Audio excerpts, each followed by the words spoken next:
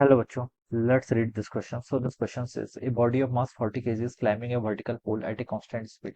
If the coefficient of friction between his palm and the pole is 0.8, g is equal to 10 meter per second square. The horizontal force he is applying on the pole, ठीक है, horizontal force he is applying on the pole यहाँ पर calculate करके बताना है. तो देखिए बच्चों, इस क्वेश्चन का की कॉन्सेप्ट आप क्या लिख सकते हैं. आपके यहाँ पर पोल पर आपको कितना फोर्स लगाना है वो आपको कैलकुलेट करके बताना. Such that man is moving in with constant speed, ठीक है.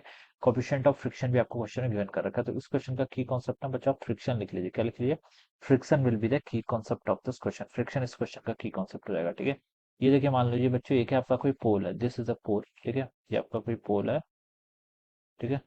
इस पर कोई मैन क्या कर रहा है? क्लाइंब कर रहा है. इस तरीके से यहाँ पर मान लीजिए कोई ऐसा मैन है, ठीक है, जिसने हमने दोनों हाथों से ऐसे इसको पकड़ा हुआ है, ठीक है. This is man.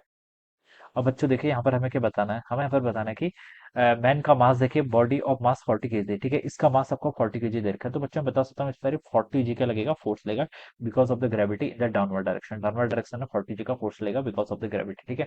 इस climbing in vertical flow at a constant speed. Constant speed से मूव कर रहा है. वी क्या है आपकी? कांस्टेंट.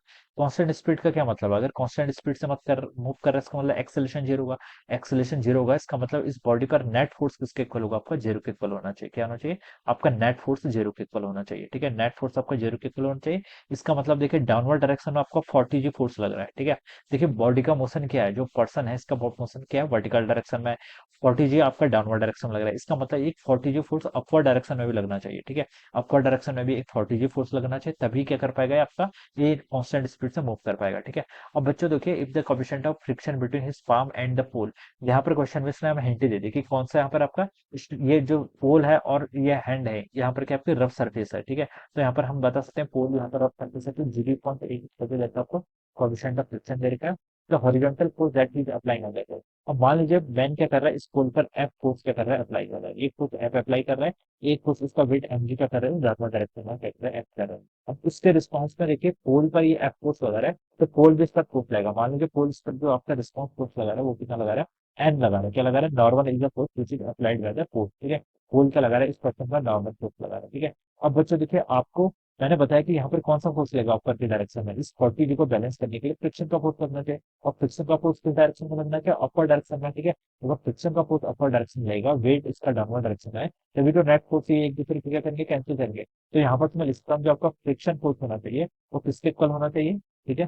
फ्रिक्शन फोर्स को मैं स्मॉल एफ से रिप्रेजेंट करूंगा. किससे? स्मॉल एफ से.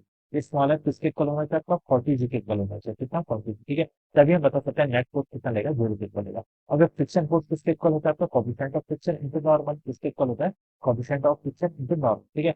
ध्यान नहीं, यहाँ पर नॉर्मल आपको 40 जी, ठीक है. तो यहाँ पर हम लिख सकते हैं कोएफिशिएंट ऑफ फ्रिक्शन इनटू आपका नॉर्मल. ये किसके इक्वल होगा? आपका यहाँ से 40 जी के इक्वल हो जाएगा, ठीक है. ये वैल्यू आप यहाँ पर से ऐसे लिख सकते हैं. ऑलराइट. तो आपसे यहाँ पर पूछा था कि हॉरिजॉन्टल फोर्स के यहाँ पर आपका कितना अप्लाई कर रहा है वो बताना है, ठीक है.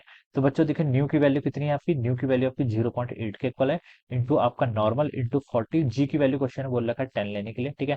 तो इसको बस सॉल्व कर लीजिए. बस देखिए, अब तो आंसर आ गया. कितना आ जाएगा देखिए यहाँ से? नॉर्मल हो जाएगा देखिए यहाँ पर 400, तो यहाँ पर हो गया डिवाइडेड बाय कितना? 0.8.